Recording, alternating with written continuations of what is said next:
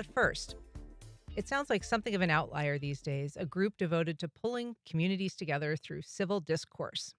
OneJax traces its origins back 54 years, and this week, OneJax presents its annual Humanitarian Awards. To discuss that, we'll be joined in a moment by OneJax CEO Elizabeth Andersen. And here I'm joined by Rhianna Scyster, who will be honored as a humanitarian with the Acosta-Rua Young Professional Award. Good morning, Rhianna. Good morning. Thanks so much for being here. Thank you.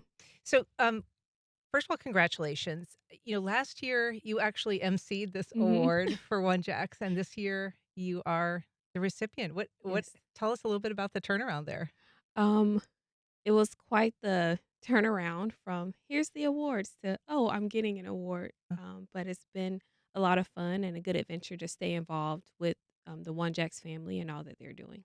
So tell us a little bit about yourself. You're originally from St. Pete, Yeah. but Born you've and been raised. here. Yep. I've been here since 2012.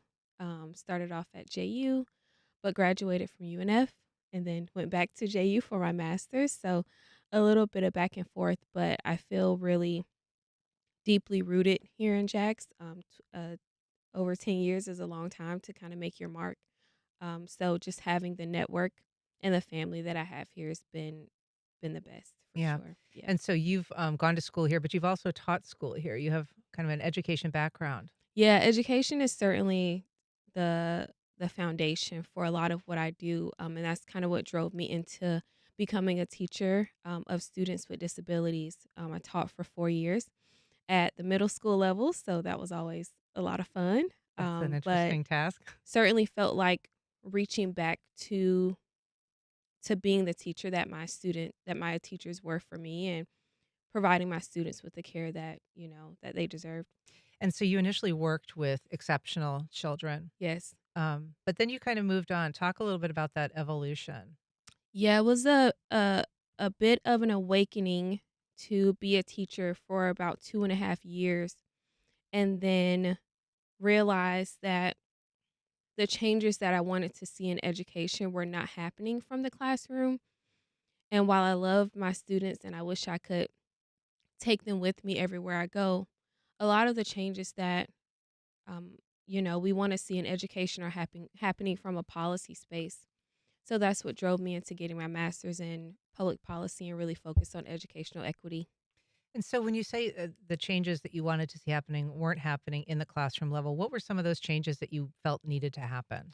So I did my research on discipline and the practices that we use in schools, and really zoned in on how discipline practices reflect our prison system and our jail population and how we can build a more restorative culture versus cultures of compliance. I think how we treat students when they are misbehaving or they don't comply with the rules that we set out for them says a lot about us. And I think it says a lot about society, right? How we treat those that have wronged society or how we treat those that have broken the law. Are we still able to treat them with grace and restore those relationships? And so that is the premise of, my personal passion and my research. And that is kind of where I focused a lot of attention as a teacher because discipline certainly impacts academic outcomes and the attitude towards school.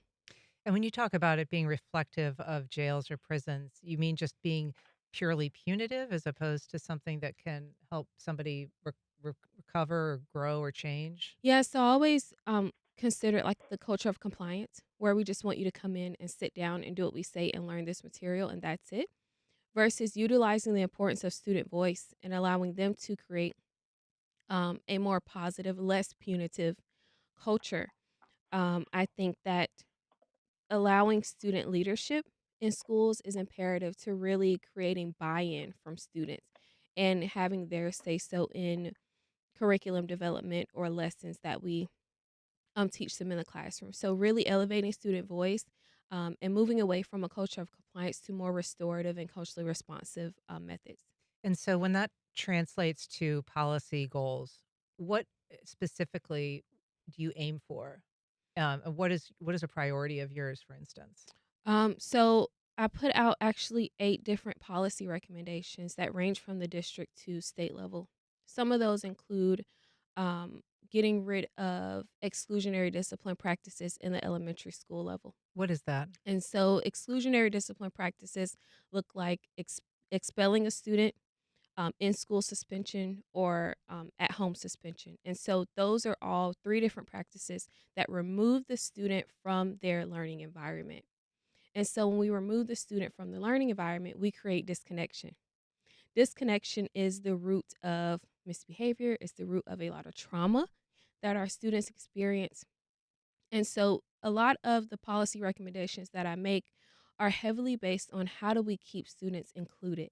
And so doing away with campus arrest or doing away with exclusionary practices on an elementary school level creates opportunities for students to be more integrated.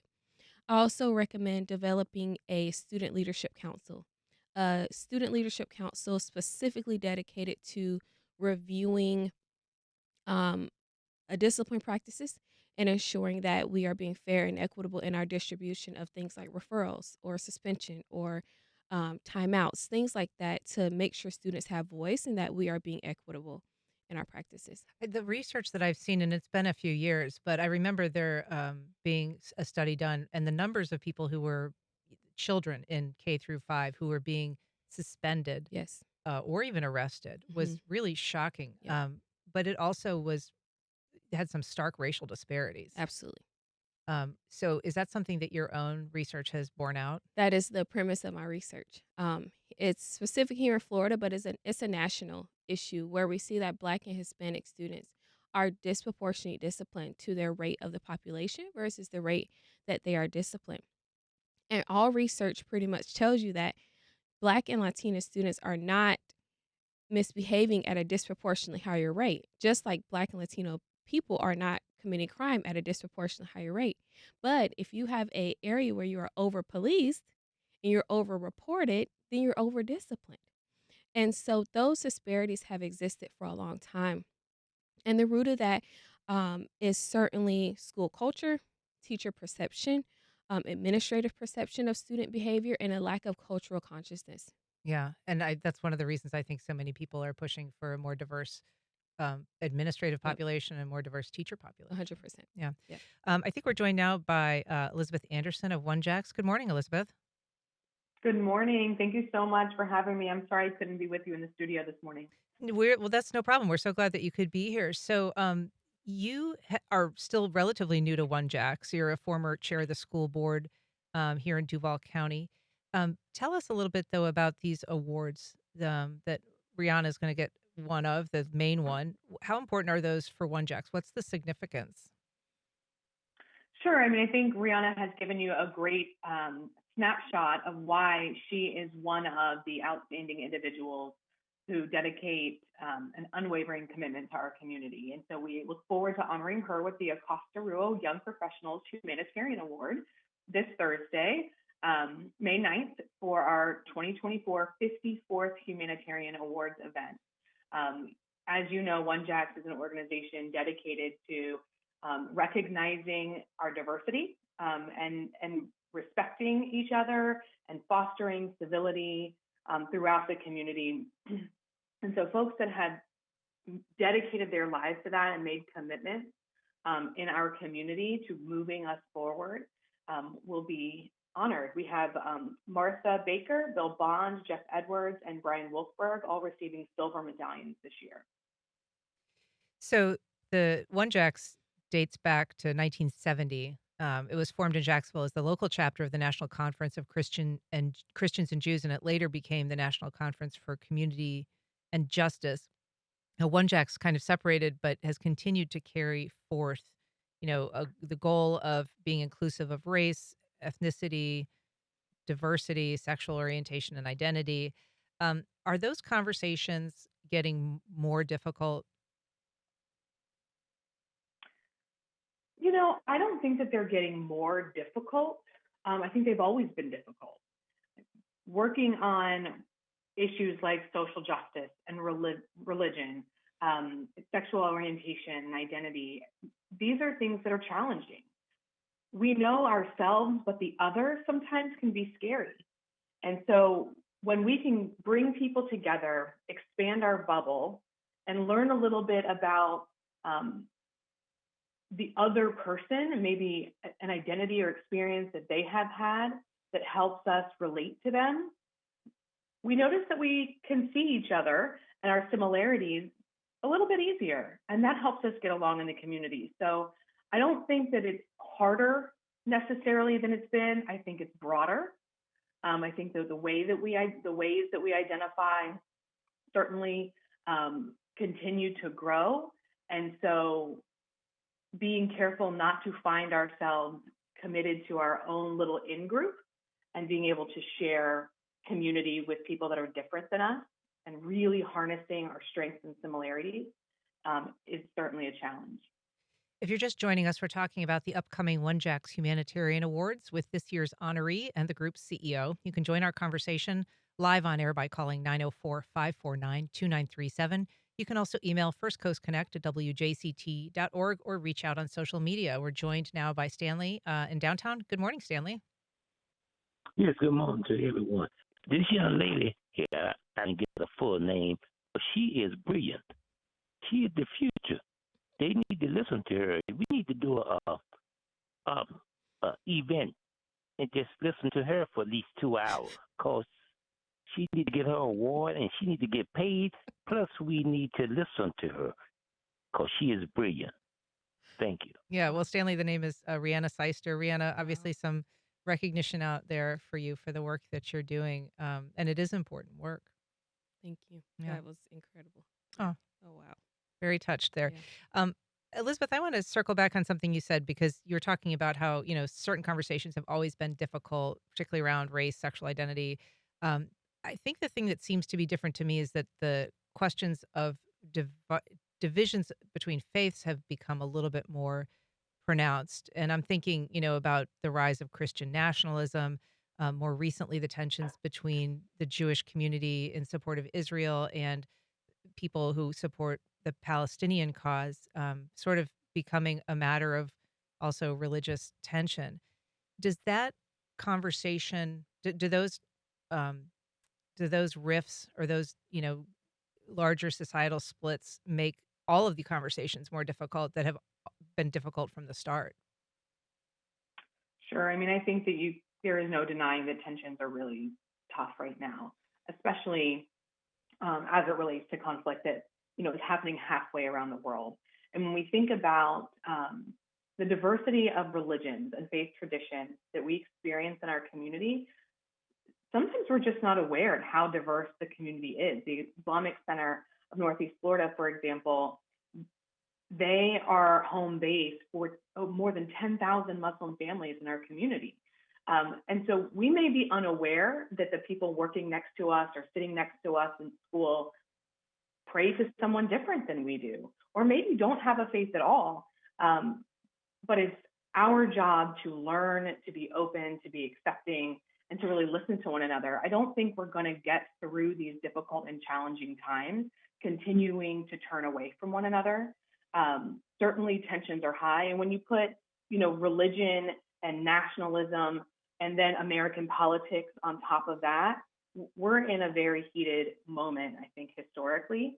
And it is that much more important that we turn toward each other and not away. Sure. And the, protests that we've seen, at least locally here on campus at UNF, it comes at a time when One Jacks and basically the interfaith mission was forced out of that school. And every public school in Florida at the higher education level, all of their DEI initiatives shuttered. That included the Women's Center and the LGBTQ Center, but also the Interfaith Center. Can you talk a little bit about what it's meant to have to leave UNF? I mean, OneJax used to be an integral partner with the school there. Sure. OneJax spent more than 10 years as an institute of UNF on campus there. And we decided to separate just about, I guess, 9 months ago, last July, kind of knowing that public universities would no longer be able to support DEI initiatives. And so now that we're seeing the shuttering of the LGBTQ Center, the Women's Center, the Interfaith Center, I am worried for the young people. I think there's opportunity for them to step up and have their own student-led groups and organizations, But it is important that we have, unbiased, safe spaces to help guide these young people. When there's a center to come to, they're able to receive adult support. They're able to receive guidance. Um, and that's really important at a time like this. I know our interfaith efforts, especially on university campuses through our Interfaith Campus Connect, continue to try to bring people together so that we can have dialogue, so that we can understand each other's perspectives respectfully, and we're not just yelling and protesting and marching without a means to an end. What is the end here? And so I think that it's important, especially as young people are developing and their minds are still moldable, whether we're talking about our high school or middle school students who we serve through our Sandy Miller Metrotown programs, or our college kids that we are continuing to work with through Campus Connect, helping young people not only understand themselves and their own identities, but also recognize other people's identities, remove bias, help foster civil discourse. These are all really important pieces to the conversation. And it's unfortunate that we are at a time where our public university system does not have a replacement for how to help students through this really charged emotional time. Yeah. Our kids still need guidance. True at the higher education level, but also at the district level. Some people will know, Elizabeth, that you were challenged by somebody who, had a political backing from the state, from the governor, from the Moms for Liberty group, and that was, a displacement. So how does that trend affect, initiatives that somebody like Rihanna's working on at the more local school district level? Certainly, I think we see divisive politics across the board. I mean, we're about to go into an election season that I feel certain will have more divisive rhetoric. And it creates real challenges. There are people like Rhianna, for example, who's an incredible humanitarian, and I can't wait to honor her with this award and give her the platform she deserves for the work that she's doing across the community, because unfortunately, the politics co-opt language and use words like woke and indoctrination that unfortunately drive us further apart. Understanding that we are a diverse community is a fact. Working toward inclusion, these are actions that are admirable. I think that across the board, as I've gone out and I've met with business partners and community leaders and philanthropists, we are all still dedicated to making sure that this community honors and recognizes our diversity and creates a safe space to come together so that we can hear one another's perspective. And it is really unfortunate in classrooms, especially for our young people, that there may be initiatives, effort to actively avoid bringing people together because we're afraid of being different, because we're afraid of feeling uncomfortable. I can understand not wanting to make someone feel bad, a child feel bad that they, are wrong by virtue of the color of their skin. But I think it is okay for us to recognize that our skin color may be different. That's okay, but there's probably a lot more that we have in common, and we should celebrate that and give each other the space to share that, not turn away from each other and not be afraid of hard conversations. Brianna, it's interesting the debate over, what can be taught and how and who feels bad. And I think that one thing that's often overlooked is, when you are a person of color learning about the, horrendous treatment of people who were enslaved in this country, for instance, or if you're, an indigenous person and you're learning about how, Native Americans were driven out of their homes, surely that makes those students feel pretty bad. Mhm. And so it's not just a question of, kind of a majority community feeling guilty for actions possibly perpetrated by people that they are descended from, Yeah. not directly responsible for, but descended from. And but the flip side that doesn't often get explored is how bad learning about that can be, I think, for, Mhm. people who've descended from those groups of people. Yeah, I think learning is empowering though. If we don't learn it, then we're bound to repeat it. But we're also not really having our children walk in truth. It's a reality, and it can't be erased no matter how much we try to erase it and reword it and reframe it to it was beneficial. We know that that is not truth. And so I'm always big on, you know, even little people can deal with big feelings if they have the right support and if we are acknowledging, like Elizabeth said, like perhaps it's not full throttle, what happened, but if we break it down in a way that is honest and truthful for them, because I mean, as a Black girl growing up, I quickly learned, like, oh, I'm Black, and this is what the world looks like for me. And so my white counterparts on the other end can also learn that truth. Um, and that, I mean, that's just more empowering for us both. But to censor it in a way like we don't want anyone to feel bad or feel guilty, it's almost like censoring history. And, no one can move forward with that. So I think both sides can handle truth if we do it the right way. You serve as a board member for the Sanctuary on 8th Street. For people who may not be familiar with that group, tell us what they do. It is my favorite place in Mhm. Jacksonville. I started working for the Sanctuary on 8th Street as a teacher over the summer. It is an after school and summer program for children elementary through high school, and they serve um, the population of students who are, predominantly downtown or in that area, and they do incredible work. I mean, students are extremely enriched. We do golfing, we do skateboarding, we go swimming twice a week, but it is an incredible, incredible place. And they do have summer programs. I think it's Hmm. probably time that people could start thinking about Yep, start signing up for signing up those. for Yeah. sure. So, Elizabeth, this award recognizes Rihanna for her work. What does it mean to be a humanitarian, and what kind of mantle is she taking on when she accepts this award? Sure. Rihanna will join what we love to call the OneJax Circle of Honorees, and she is preceded by, oh gosh, 54 years worth. So probably hundreds at this point of individuals who have dedicated themselves to our community and demonstrated a commitment to bringing people together and um, joining in our shared humanity. And so we are so excited to bring her to the circle. Um, the Acosta-Rua Young Professionals Award. I don't know this exact date because I'm only 90 days on the job, but I'll find out before Thursday. Maybe that's a good idea. The Acosta-Rua Young Professionals Award is a newer award, and I think it really gives us an opportunity to start to highlight young people like Rihanna who will be our future leaders. I think we've heard from the caller already today that we need to hear more from her. And so the opportunity to be able to highlight her and help her stand out as an up and coming leader and already a humanitarian is something I'm certainly looking forward to this Thursday. Is this event like open to the public, or is it more of a private event?